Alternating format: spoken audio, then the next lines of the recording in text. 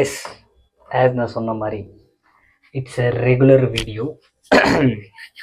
நேற்று தான் ஒரு வீடியோ வந்துச்சு அண்ட் இன்னைக்கு அஜித் சீரிஸோட முடிய போகிற நிலைமையில் இருக்கிற அடுத்த வீடியோ.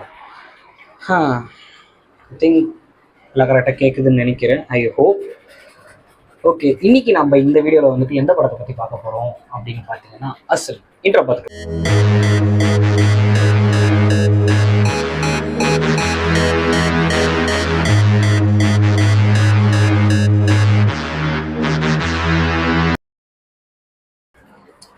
எஸ் எஸ் புரியுது. என்னடா நல்ல படத்தை பற்றி சஜஸ்ட் பண்ணுறேன்னு சொல்லிட்டு அசலை சஜஸ்ட் பண்ணியிருக்கு.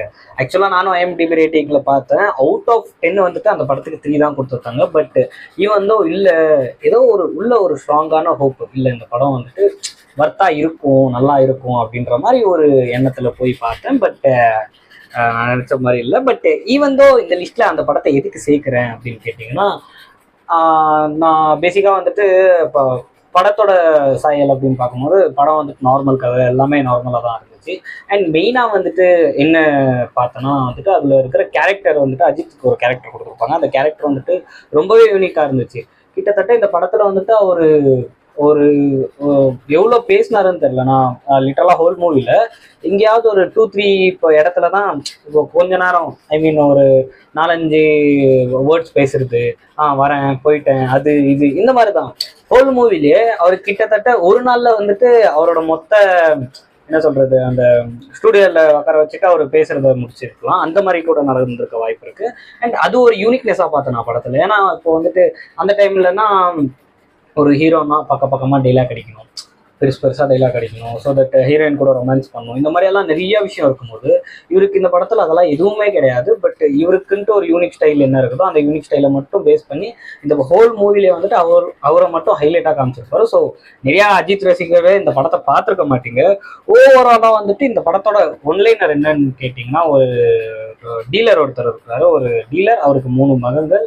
அதில் வந்துட்டு வாரிசு தான் வந்துட்டு தலை. அண்ட் அவரோட ஏகே வாரிசு தான் ஏகே. அண்ட் அவரோட பேரில் தான் மொத்த சொத்து இருக்குது. அண்ட் அதை பறிக்க ஆசைப்படுற மீதி ஆட்கள், அந்த மீதி அண்ணன் தம்பிங்க இவங்க இருப்பாங்கல்ல, அவங்க வந்துட்டு மொத்த சொத்தும் அஜித் கிட்ட இருந்து எப்படி வாங்கலாம் after his fathers death.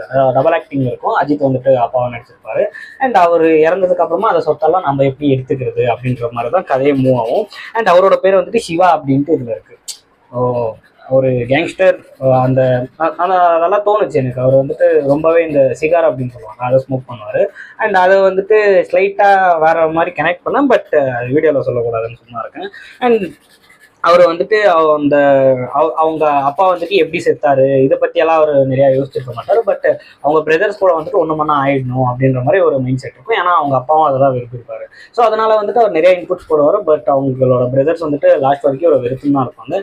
And finally once அவங்க அப்பா வந்துட்டு இவங்க பிரதர்ஸ் தான் கொன்னாங்க அப்படின்னு தெரிஞ்சதுக்கப்புறம் அவர் வந்துட்டு அவங்களெல்லாம் ரிவெஞ்ச் எடுப்பாரு. ஸோ அதுதான் இந்த படத்தோட முழு கதையே.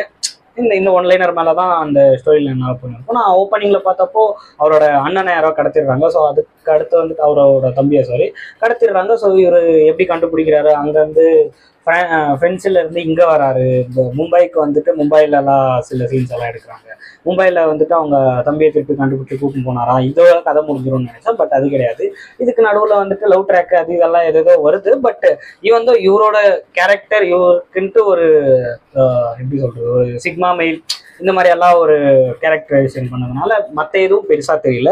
அண்ட் இந்த படத்தை மோஸ்டா சஜஸ்ட் பண்ணக்கூடாது தான். பட் நிறைய ஃபேன்ஸுக்கு வந்துட்டு இந்த படத்தை வந்துட்டு பார்க்காம இருப்பாங்க, படம் நல்லா இல்லை அப்படின்ற மாதிரி.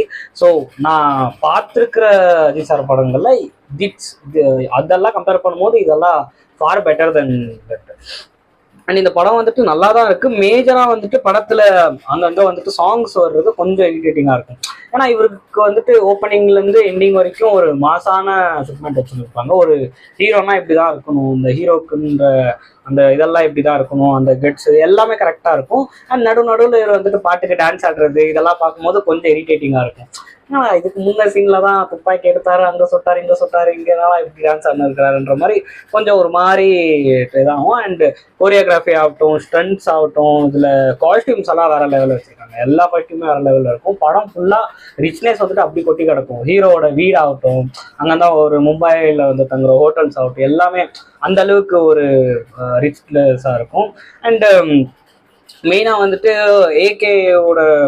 ஏகேக்காக இந்த படத்தை பார்க்கலாம். அந்த அவரோட ஒரு பொசிஷன், அவரோட அந்த கேரக்டர் பொசிஷன், அந்த கேரக்டரோட கொடுத்துருக்கிற பாசிட்டிவ்னஸுக்காக இந்த படத்தை பார்க்கலாம். ஃபைட் சீன்ஸ் எல்லாம் நல்லா தான் இருந்துச்சு. அண்ட் இப்போ நம்மளுக்கு பார்க்கும்போது அப்படிதான் இருக்கும். இப்போ நம்மளுக்கு பார்க்கும்போது ஃபைட் சீன்ஸ் எல்லாம் என்ன எப்படி இருக்குது, இது என்ன லாஜிக் இல்லாமல் இருக்குது அப்படின்னு நல்லா தோணும். பட் அந்த டைம்ல அதெல்லாம் நல்லாவே இருந்திருக்கும். இப்போ கூட நம்ம அதெல்லாம் தவிர்த்துட்டு பார்த்தோம்னா மூவிஸ் குட். அண்ட் இந்த படம் வந்துட்டு எதுக்கு ஹிட் ஆகல அப்படின்ட்டு எனக்கு நிறைய டவுட் இருக்கு. ஏன்னா அஜித் சாரோட கெரியர்ல நிறைய படங்கள் வந்துட்டு நல்லா இருக்காததெல்லாம் ஹிட் ஆயிருக்கு. அந்த படத்துக்கு வந்துட்டு அவ்வளோ வேல்யூ இருந்திருக்காது. பட் ஈவன் அந்த படம்லாம் வந்துட்டு அந்த அளவுக்கு ஹிட் ஆயிருக்கு. பட் இந்த படம் ஓரளவுக்கு அது கூட எல்லாம் கம்பேர் பண்ணும்போது ஓரளவுக்கு நல்லா இருந்தா கூட அப்படிதான் இருக்கு. கொஞ்சம் சீன்ஸ் எல்லாம் வந்துட்டு கொஞ்சம் அதான் அந்த சாங்ஸ் வர்றதுக்கு முன்னாடி இந்த சீன்ஸ் எல்லாம் கொஞ்சம் லேகு இந்த மாதிரி போகும். ஆனால் பிஜிஎம்ஸ் எல்லாம் செம்மையா போட்டிருப்பாங்க. அண்ட் ஓவராலாக வந்துட்டு மூவி வந்துட்டு இன்ட்ரெஸ்டிங்காக இருக்கா அப்படின்னு கேட்டால் குவைட் இன்ட்ரெஸ்டிங்காக போகும். நம்மளுக்கு கதை இதுதான் நடக்க போகுது அப்படின்றது புரிஞ்சிடும். நம்ம அதெல்லாம் பெருசாக அதெல்லாம் எடுத்துக்காம பார்த்தோம்னா மூவி வந்துட்டு நல்ல படம் தான். அண்ட் இந்த படத்துக்கு வந்துட்டு எதுக்கு நான் இன்னைக்கு இவ்வளோ ஒர்க் பண்ணின்னு இருக்கேன்னா, நான் படத்தை பார்த்துட்டேன். அண்ட் உங்களுக்கு ஏற்கனவே தெரிஞ்ச மாதிரி நான் வந்துட்டு அந்த படம் வந்துட்டு எனக்கு அப்படி ஃபீலாக இருக்கும். மோஸ்ட் டைம்ஸ்ல வந்துட்டு நான் ஃபுல்லா எல்லாத்தையுமே செட் பண்ணிட்டு இந்த ஹோம் தியேட்டர் செட்டப்ல இந்த மாதிரி தான் படம் பார்ப்பேன். ஸோ அதனால எனக்கு வந்துட்டு மியூசிக்ஸ் ஆகட்டும், மற்றதெல்லாம் வந்துட்டு கொஞ்சம் சாட்டிஸ்ஃபைங்கா இருக்கும். ஒரு இடத்துல வந்துட்டு இந்த பாட்டு வருதுன்னா அந்த பாட்டு வந்துட்டு ஹோம் தியேட்டர் செட்டோட கேட்கறதுக்கு நல்லா இருக்கும். உங்களுக்கு ஹெட்ஃபோன்லேயே அதே ஃபீல் கிடைக்கலாம். பட் எனக்கு கொஞ்சம் எக்ஸ்ட்ராவா ஃபீல் கிடைக்கிற மாதிரி இருக்கும். அண்டு அவ்வளோதான். இன்னைக்கு சாயங்காலம் ஒரு வீடியோ வரும். அது என்ன படம் அப்படின்னு சொல்லிட்டு சாயங்காலமே பார்த்துக்கோங்க. And that's the video guys. நாளை இல்லை, அடுத்த வீடியோவில் உங்களை சந்திக்கும் வரை உங்களிடமிருந்து விடைபெறுவது பாய்.